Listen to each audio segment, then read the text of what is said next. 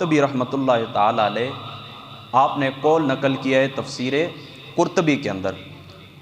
آپ فرماتے ہیں کہ اس کا معنی یہ ہے کہ انما سمیت بذالک بفضلھا وشرفھا وقدرھا، کہ اللہ تعالیٰ نے اس کے فضل کی وجہ سے، اس کی قدر کی وجہ سے، اس کی شان کی وجہ سے اللہ تعالیٰ نے اس کا نام لیلۃ القدر رکھا ہے. لیلۃ القدر کے آپ لوگوں نے دو معنی ذہن کے اندر رکھنے. دو معنی ہوتے ہیں، ایک معنی ہوتا ہے قدر، ایک معنی ہوتا ہے عزت، ایک معنی ہوتا ہے شان، اور ایک معنی ہوتا ہے تنگی. ومن قدر علیہ رزقہ، جس طریقے سے اللہ تعالیٰ فرماتا ومن قدر علیہ رزقہ، کہ جس کا رزق میں نے تنگ کر دیا. تو قدر کے دو معنی ہوئے.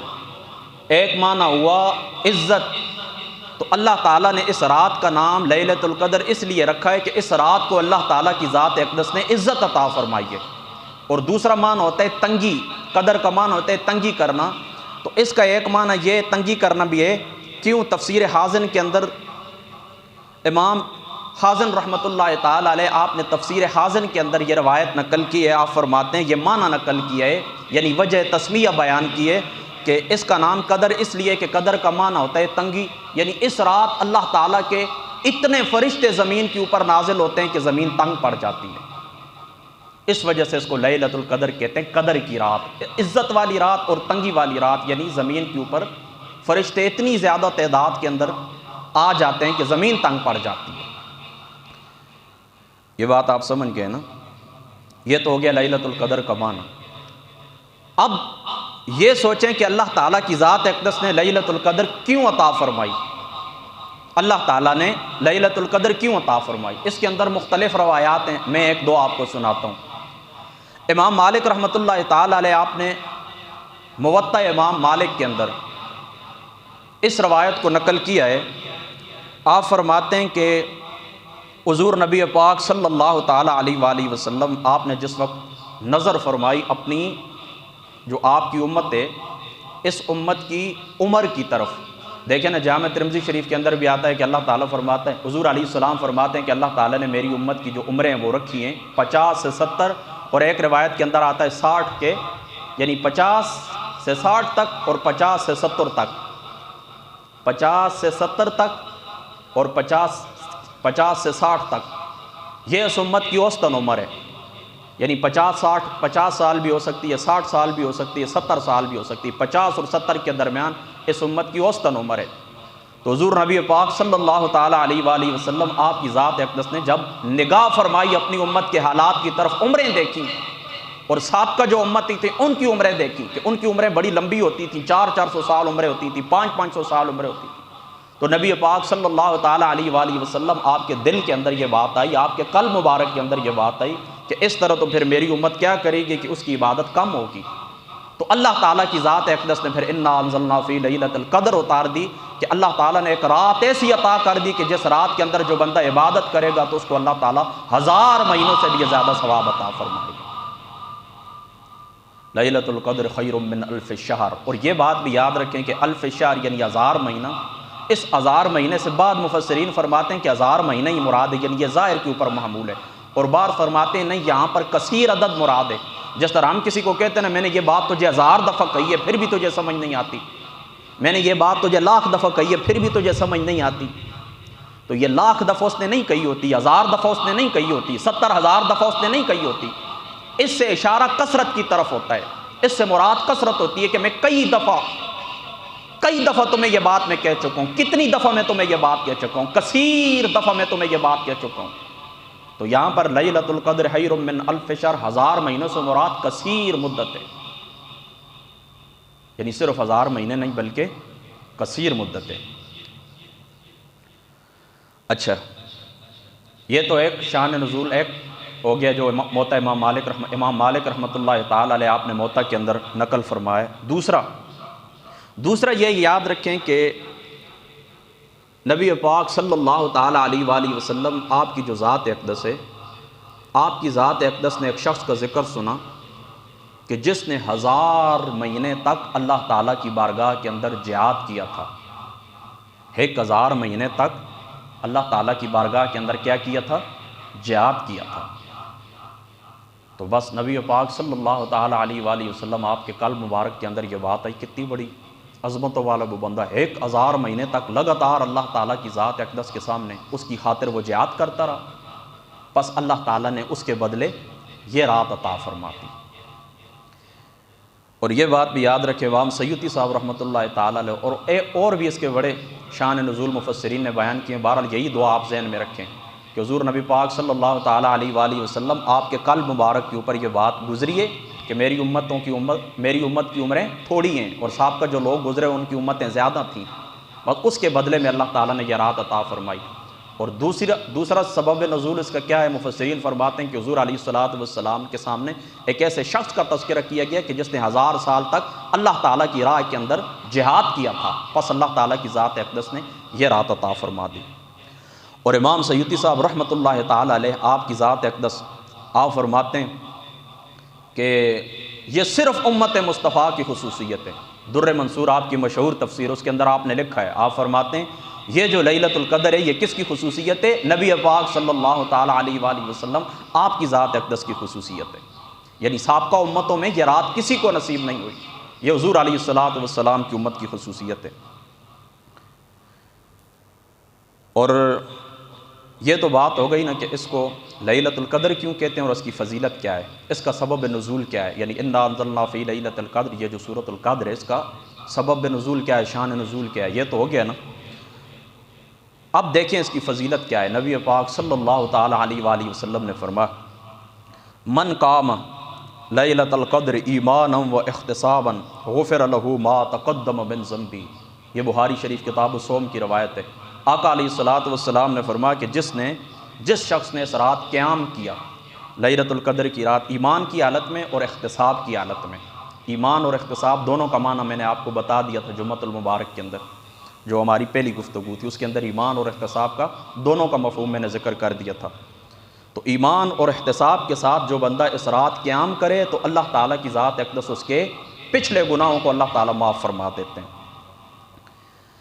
اور نبی پاک صلی اللہ تعالیٰ علیہ وآلہ وسلم، سنن ابن ماجہ شریف کے اندر آتا ہے کہ ایک دن حضور علیہ الصلوۃ والسلام نے خطبہ دیا، وہ خطبہ حضور علیہ الصلوۃ والسلام کا کیا تھا؟ آقا علیہ الصلوۃ والسلام نے فرمایا یہ ماہ مقدس رمضان المبارک تمہارے اوپر طلوع ہوا ہے، اس کے اندر ایک رات ایسی ہے جس کو لیلۃ القدر کہتے ہیں، اور جو بندہ اس رات کے اندر محروم رہ جائے حقیقت کے اندر محروم وہی شخص ہے، یعنی حقیقی محروم وہ ہے کہ اس رات کے اندر بھی اللہ تعالیٰ کی ذات اقدس سے بخشش نہ کروا سکے۔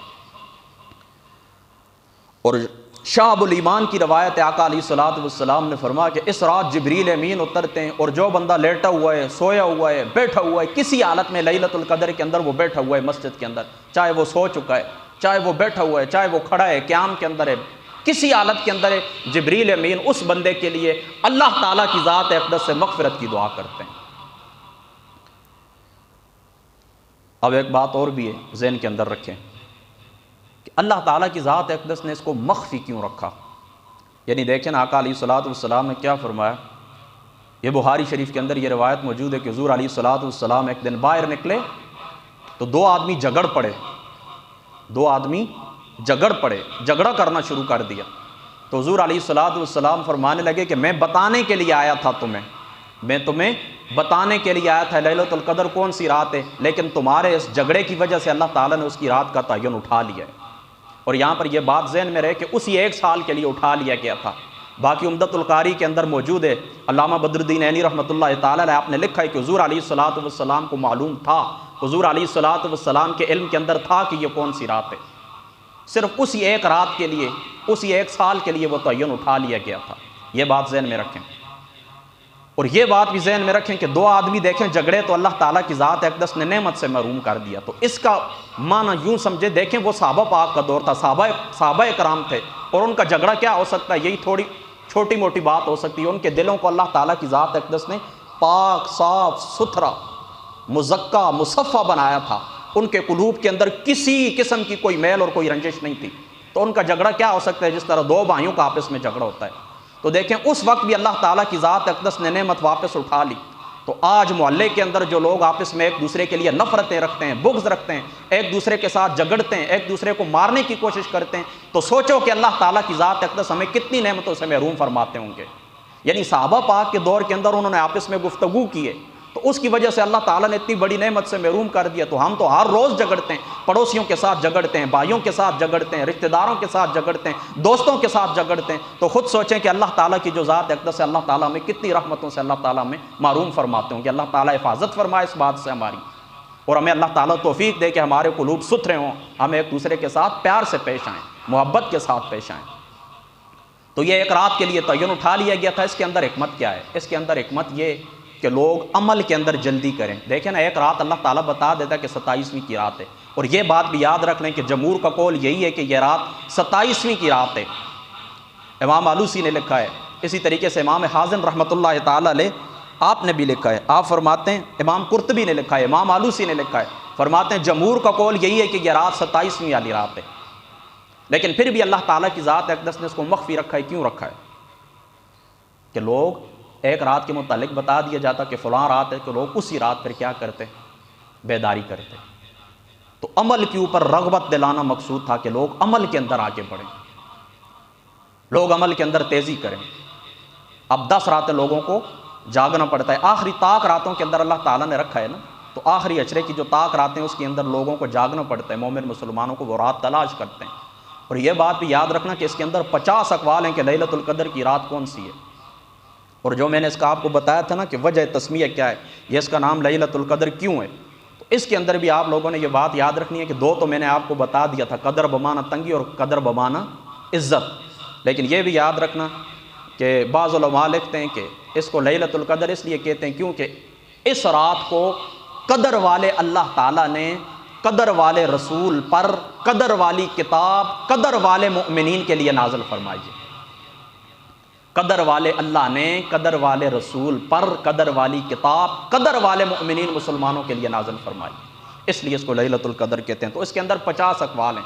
تو مخفی رکھنے کی حکمت کیا ہے؟ ایک حکمت تو سمجھ آ گئی کہ ہم عمل کے اندر تیزی کریں، اور دوسرا گناہگاروں کے اوپر شفقت، گناہگاروں کے اوپر شفقت، کیونکہ کسی شخص کو معلوم ہوتا کہ یہ لیلۃ القدر کی رات ہے، اس کے اندر گناہ کرتا تو اس کی پکڑ بڑی سخت ہوتی۔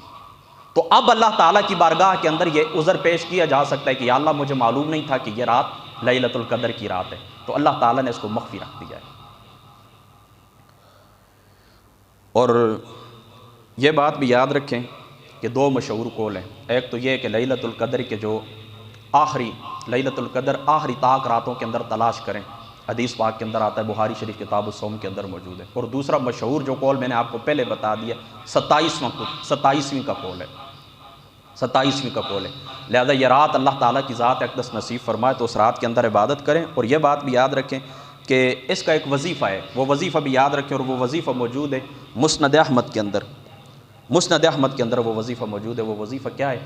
حضرت ام المؤمنین عائشہ صدیقہ رضی اللہ تعالی عنہا آپ فرماتی ہیں کہ اس کا وظیفہ اللہم انی اسألک العفو، اللہم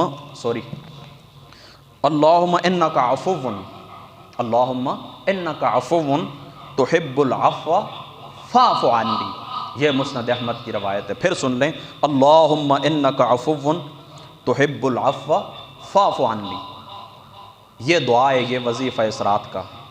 اس رات کو جاگیں، اس رات کو بیدار رہیں، صلاۃ و تسبیح پڑھیں، اللہ تعالیٰ کی بارگاہ کے اندر استغفار پڑھیں، حضور علیہ الصلاۃ والسلام کی ذات اقدس کے اوپر درود و سلام پڑھیں۔ اور یہ وظیفہ جو میں نے آپ کو بتایا، یہ وظیفہ مسند احمد کے اندر موجود ہے۔ حضرت ام المؤمنین عائشہ صدیقہ رضی اللہ تعالی عنہا آپ کی جو ذات اقدس ہے، آپ اس حدیث پاک کی راویہ ہیں۔ بس اللہ تعالیٰ باتوں کے اوپر پہلے مجھے بعد آپ کو عمل کی توفیق عطا فرما۔ واخر دعوانا